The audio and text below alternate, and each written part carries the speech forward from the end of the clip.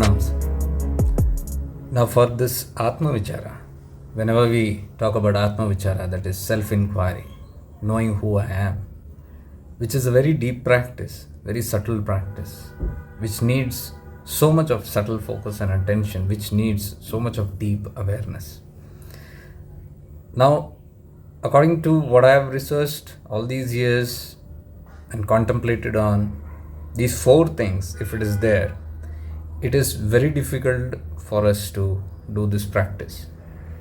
It is almost impossible to do Atma Vichara if these 4 points, 4 points are there in us very deeply. So these are like obstacles. If you can get rid of these or take care of these 4 issues, then who am I becomes very easy. Otherwise, it's just a very false attempt. It can be even a desperate attempt to get there.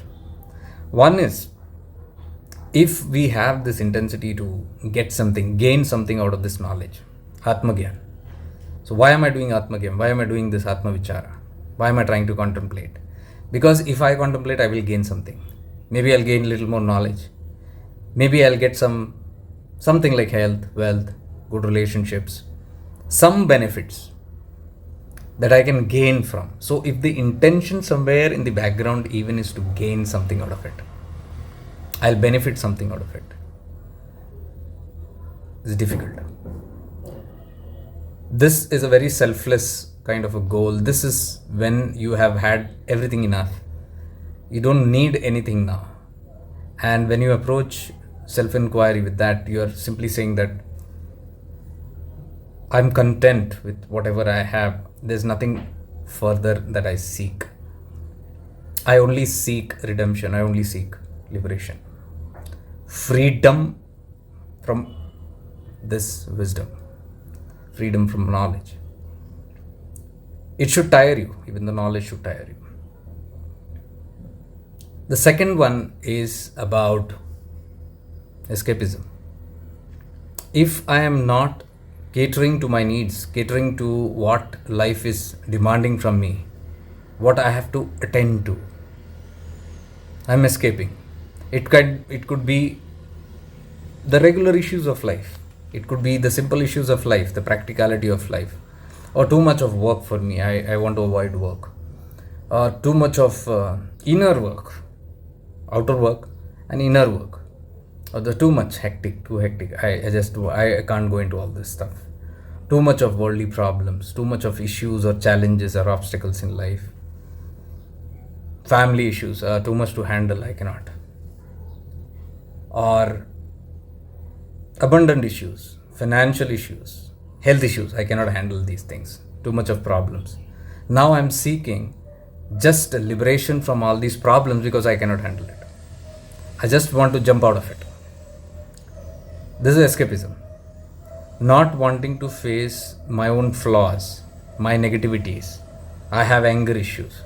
I have traumatic incidents in my head, which is creating a lot of problems. I have other deep inner shadows.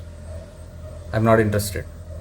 I just want to bypass and let me do Atma Vichara. Difficult. So this is the second one. Third one is, until you are really fed up, you're done with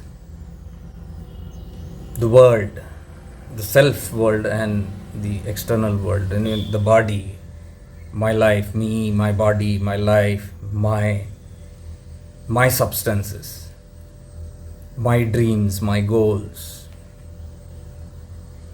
this world, attain from this world, until you're done with it, means until you see the falseness of this. You don't see anything stable here. Everything is shaky. Everything is hoax. Everything is false. All the people you meet, false. It doesn't lead anywhere. Nothing is genuine. Nothing is selfless. Everything is based on some give and take. It's like transactional business. So when life becomes this kind, and you see there is no real meaning to be around in this world. If you see, it's just some drama going on without an end, without any conclusions. without anything stable. You get happiness, but it's not stable. You get a name, it's not stable. You get health, it's not stable. You get anything and everything here, but it's not stable. Everything is transitory. So once you realize the falseness of what you feel is, this is real, this is so genuine, and you simply lose interest in this play because there's nothing tangible here, and you see the falseness, you see the hoax.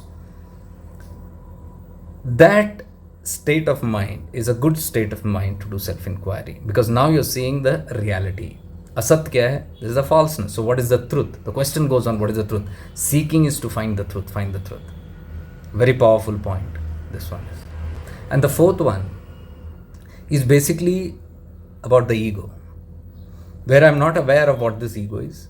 It's my body consciousness, the falseness that I feel that I am this ego. And until I'm not ready to give this up, to give it up, you have to become aware that it's false. And it is your biggest problem. Sitting with the ego to search the self, very difficult. That is why it is utter failure in many even advanced seekers when they sit with the mind to investigate the self. Mind is ego. With the ego you can never find. Actually you find it only when the ego dissolves. So the finder is very alive, the yogi, the meditator, that feeling that I am there, I am going to find it, I am determined. That somebody who's sitting with that I and thinking it is the self is something on the other side or something within, but not aware that until this I is there, I won't be able to see that. Until this understanding is not there, the person will always do something else in the name of self-inquiry. So these 4 points are there, which are the major things. I hope this will help true seekers who are really wanting the self. Most of them don't even know what is self-realization. But since it's a fad, it's a glamorous word and it looks very nice, being one with God, being Shiva and things like that, it gives so much a boost to the ego. But we fail to understand that it is an egoless state. Most of the time when I tell people what exactly is self-realization, they don't want it anymore. I said, you won't exist. What do you mean I don't exist? You are not there to know even that you are self-realized. No one is there to celebrate. And they feel confused. Because everybody wants to be there to know and celebrate that, to hold on to that self-realized, that status. It's not a status. So the moment they say, you mean I won't exist? And you nod yes, the whole idea about self-inquiry will be dropped. Because that's the 4th point which I said. The ego is there. It doesn't want to die. It doesn't want to finish itself. So that's a very deep requirement. We must be ready to die. Ready to not exist. Such a seeker is the right seeker for self-inquiry. I hope this helps. Much divine love and light.